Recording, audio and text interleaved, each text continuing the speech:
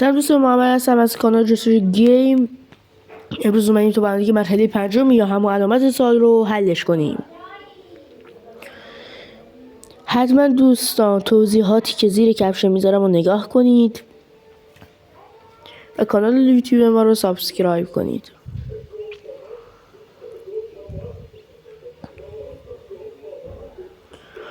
الان اینجا بعد زمانی که با این زن صحبت میکنیم بعدش باید بریم سمت یه ماشین جرثقیل و یک ماشین رو جابجا کنیم.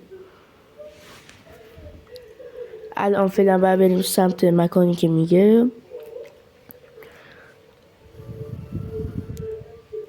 دوستان ما هر 3 تا کلیپی که میذاریم در روز احتمالاً اگر که با همین روال پیش بره در روز 3 تا کلیپ میذاریم و هر 3 کلیپ مأموریت حل جی تی آیه و 4مین کلیپ سرگرمی در جی تی آی، دعوا، درگیری، مسابقات ماشینی، مسابقات موتوری و غیره، یا مکانهای مخفی در جی تی آی.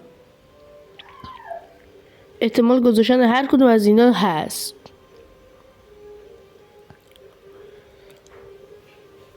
البته که درخواستی هم قبول میکنیم. اگر تعداد مثلا زیاد باشه که مسابقه بین ماشین ها یا بین موتورها، حتما ما این کلیپ ها رو براتون میذاریم.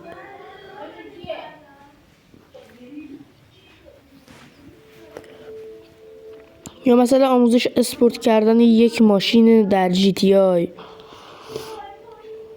هر ماشینم، مثلا من یک ماشین اسپورت کردم که تیر به لاستیک یا تایرش که میخوره پنچر نمیشه و باعث نمیشه که ماشین از جاده منحرف بشه یا ایست کنه.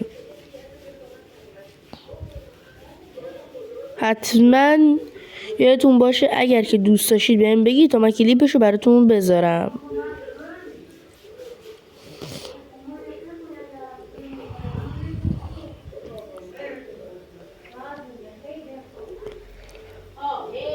دیگه چیزی نمونده، داریم میرسیم، نزدیک شدیم. بله رسیدیم. دوستان امیدوارم از این قسمت از این کلیپ آموزشی راضی بوده باشین. ممنون میشم که ما رو دنبال کنین. یادتون نره که زنگوله رو بزنید که بقیه فیلم های ما رو هم ببینید. به امید دیدار دوستان، خدا نگهدار. امیدوارم که بعدا هم همدیگر رو ببینیم.